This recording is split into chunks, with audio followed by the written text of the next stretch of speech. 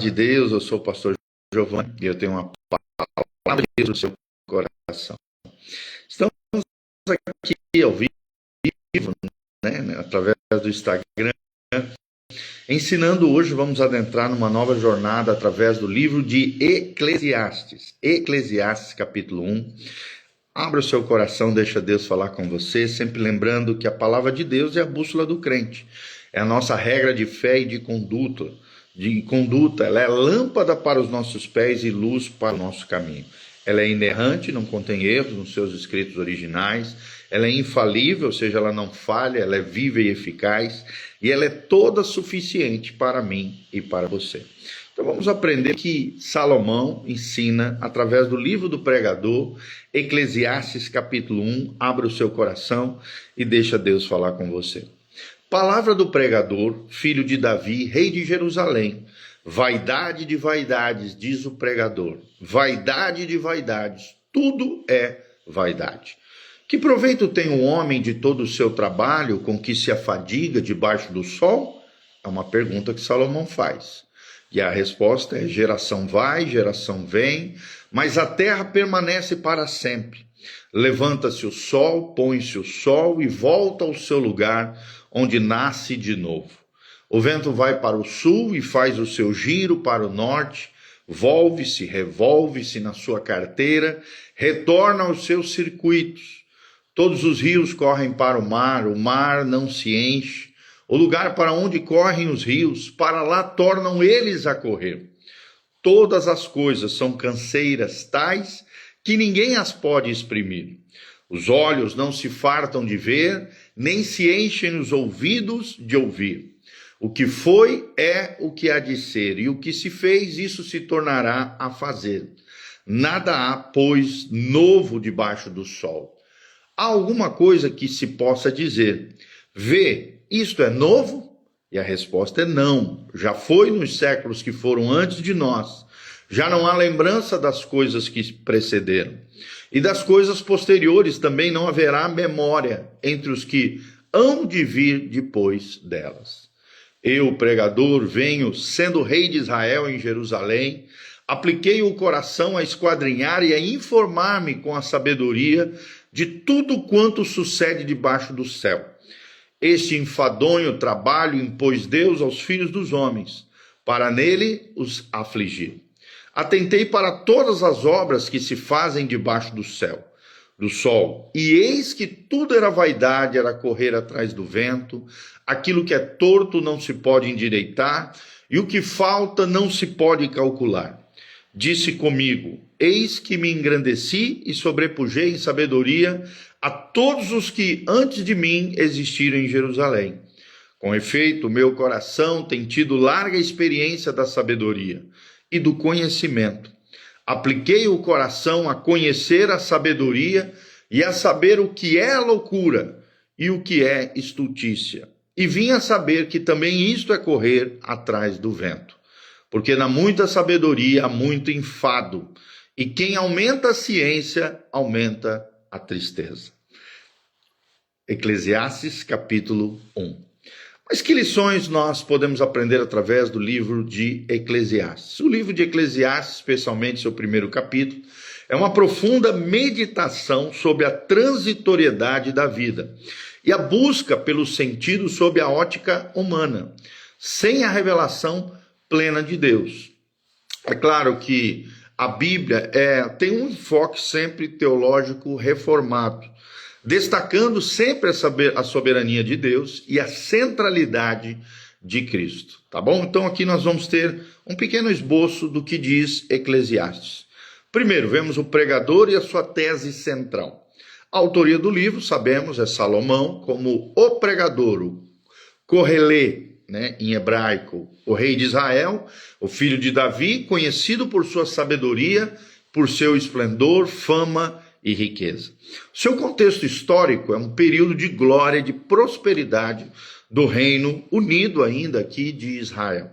O propósito do autor, Salomão, é uma investigação existencial da vida debaixo do sol, ou seja, tudo aquilo que acontece na terra debaixo do sol. E a tese central dele é vaidade de vaidades, Tudo é vaidade no versículo 2. Primeiro, uma definição do que é vaidade. No hebraico, rebel. H-E-B-E-L. Não necessariamente significa futilidade ou inutilidade, mas também precisamente tem o significado de vapor, sopro, algo efêmero, algo insubstancial, sem substância duradoura. Por isso, vaidade, tá bom? Então, a implicação teológica é: tudo aquilo que é terreno e temporal é passageiro e não pode satisfazer plenamente a alma humana. A busca por sentido sem Deus resulta em frustração. Então vemos aqui um contraste, com a cosmovisão secular. O mundo busca sentido naquilo que é rebel, ou seja, vaidade. Aquilo que é fútil, inútil, um vapor, um sopro, algo efêmero, algo sem substância duradoura. Infelizmente é o que muitos estão buscando hoje. O primeiro destaque que trazemos aqui é a monotonia da existência humana. Eclesiastes de 3-7. O trabalho humano sem propósito duradouro, no versículo 3, por exemplo. E a grande pergunta retórica aqui: que proveito tem o homem de todo o seu trabalho, com que se afadiga debaixo do sol?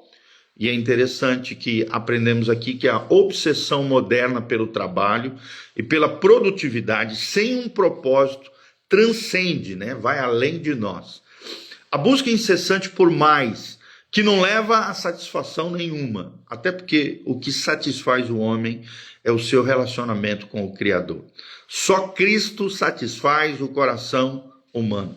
Só o Espírito Santo, como dizia Agostinho, um dos pais da igreja, pode preencher o vazio do coração do homem. Em segundo lugar, vemos aqui dentro essa monotonia da existência humana, primeiro, o trabalho humano sem propósito duradouro.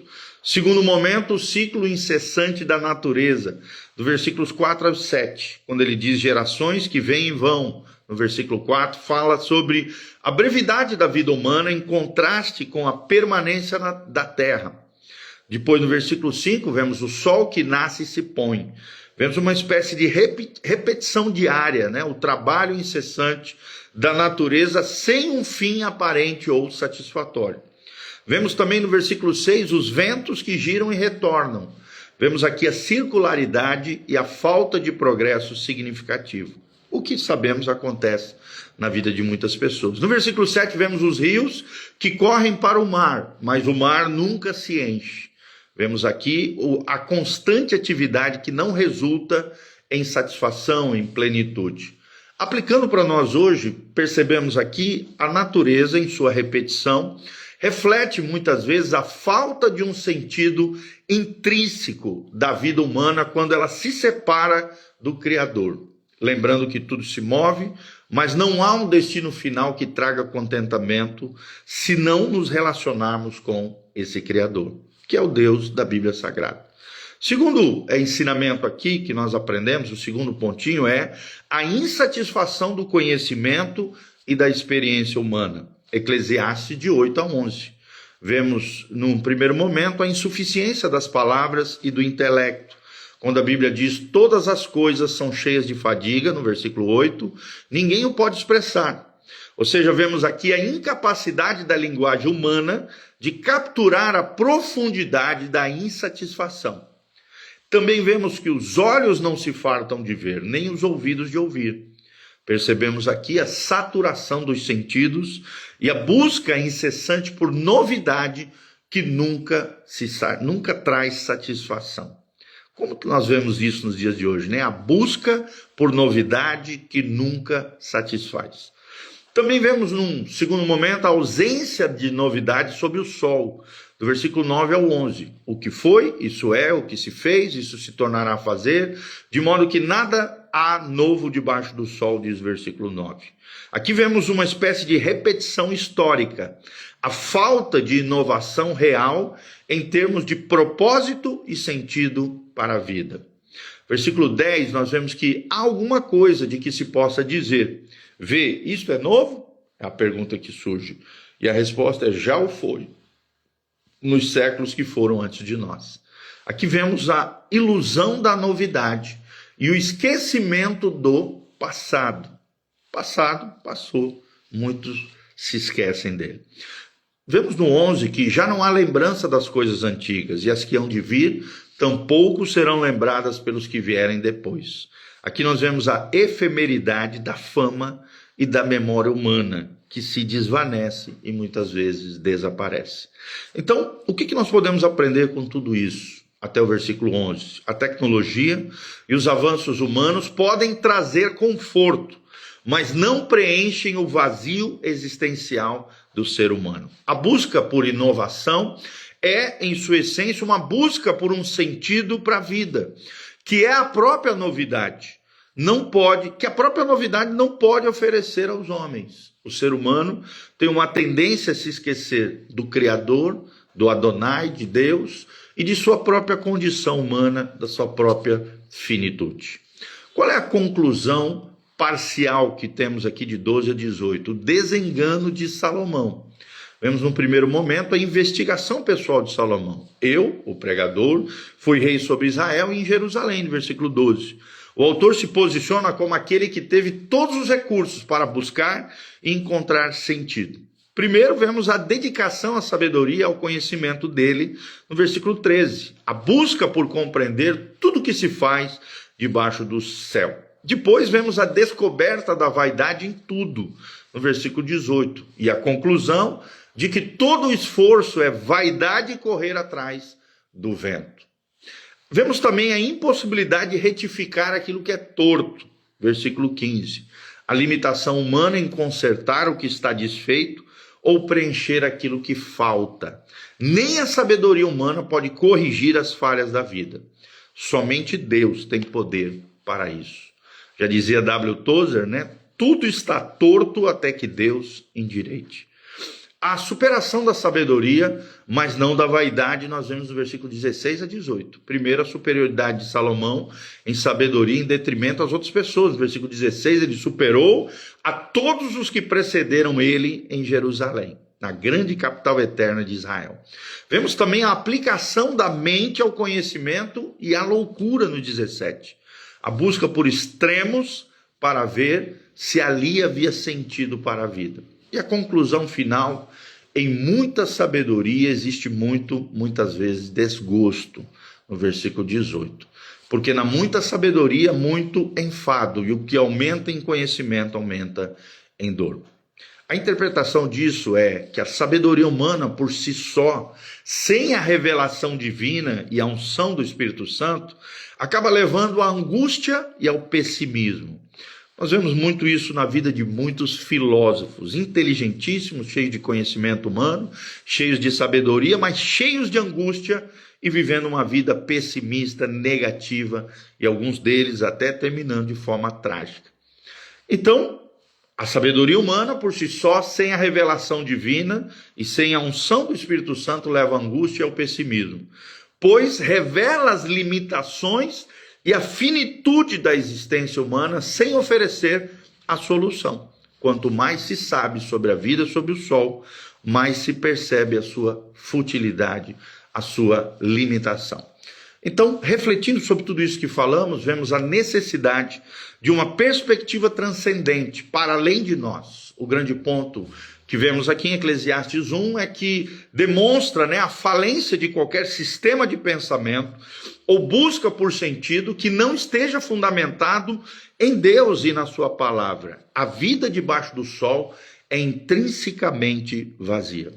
O Evangelho é a resposta para isso. Sempre apontamos para Cristo como a única resposta à vaidade humana.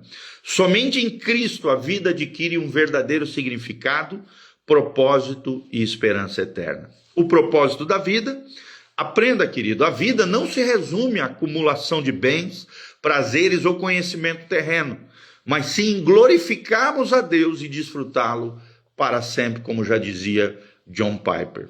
Sob a soberania divina, mesmo na aparente monotonia da criação, Deus é soberano. A vida humana, por mais repetitiva que pareça, está nas mãos de um Deus que tem um plano eterno. Então a mensagem para o homem moderno de Eclesiastes 1 é extremamente relevante, principalmente para a nossa sociedade contemporânea, que busca incessante e desesperadamente por significado através de coisas passageiras, consumismo, redes sociais, carreiras, fama, poder, ostentação, sem encontrar um sentido para a vida nisso e também a verdadeira satisfação. Então, consideremos tudo isso, apliquemos o nosso coração, a nossa vida, a verdade bíblica e a realidade do homem e da sociedade, sempre apontando para a centralidade de Deus e a toda a suficiência de Cristo, da sua obra, do seu reino. Amém? Que você venha aprender coisas maravilhosas junto comigo através dessa jornada pelo livro de Eclesiastes. Que Deus abençoe você, tua vida, tua casa, tua família. Aqui no link de descrição tem todas as informações do nosso ministério, os horários da igreja, os endereços da nossa comunidade, as nossas mídias sociais, as informações para que você possa contribuir conosco. Vem estar conosco. Toda terça-feira, 19h30, temos o Instituto Bíblico Casa na Rocha. Toda quarta-feira, hoje, às 20 horas, temos o culto de adoração. Muito tempo desfrutando da presença de Deus e uma breve palavra no final, toda quarta-feira, às 20 horas. No domingo, 2 cultos, 9 horas da manhã, Escola Bíblica Dominical. Nós vamos falar sobre a glorificação progressiva. Um ensinamento precioso para abençoar o seu coração. E à noite também teremos uma palavra especial, culto da família, às 19 horas. Quero mandar um abraço para Ana Paula Rossi, todos os nossos amados irmãos que vão entrar, assistir esse vídeo e depois compartilhar com os seus entes queridos, familiares, amigos. Faça isso, dá um joinha, aperta no sininho, siga o nosso canal PR Giovanni aqui no YouTube, compartilhe esse link através de outras pessoas, para que assim como você aprendeu através do livro de Eclesiastes, primeiro capítulo hoje, e nós vamos adentrar nessa jornada linda, capítulo por capítulo, até o capítulo 12, ao final de Eclesiastes. Tenho certeza que Deus vai falar ao seu coração, coisas tremendas, preciosas. Deixa Deus falar com você, porque o propósito da vida, o sentido da vida só é possível com Jesus de Nazaré, reinando no nosso coração, através da presença poderosa do Espírito Santo, tá bom? Que Deus abençoe você. Quero terminar orando pela sua vida. Feche seus olhos. Pai, nós encerramos esse devocional, colocando tudo aquilo que foi ensinado diante do Senhor, diante da tua palavra, diante da tua presença. Sê conosco, nos abençoa, nos prospera. Ó Deus, que cada pessoa que me ouve encontre no Senhor, no transcendente, no sobrenatural, no Senhor Jesus, na centralidade de Cristo e na toda a suficiência dele. No nosso coração, nós sabemos que a vida faz sentido, a vida tem propósito. E nós só encontramos o sentido para a vida e o propósito para a vida nos relacionando com o Criador dos céus e da terra, com o único Deus verdadeiro, o Deus e Pai de nosso Senhor Jesus Cristo, o Deus de Abraão, Isaque e Jacó, o Deus de Israel, o Deus da Bíblia Sagrada, o Deus que nos ama e que se revelou nesse amor bendito através da obra de Jesus na cruz do Calvário, por causa dos nossos pecados. Ó Deus, toca cada coração, levanta o caído, cura o enfermo, sara o ferido, restaura o teu povo, aqueles que não te conhecem, aqueles que estão longe do Senhor, sejam trazidos de volta pelo teu Espírito Santo, segundo a tua graça e o teu amor. É o que nós te pedimos de todo o coração. Abençoa os teus filhos e manifesta a tua graça, a tua glória, a tua unção, em o nome de Jesus. Amém, amém e amém. Grande abraço, Deus os abençoe. Gi Cavalieri e a Ana Paula Rossi. Deus os abençoe, um ótimo dia. Vocês que chegaram agora, esse vídeo vai ficar disponível aqui para que você possa assistir completamente tudo aquilo que nós falamos em Eclesiastes capítulo 1. Deus os abençoe.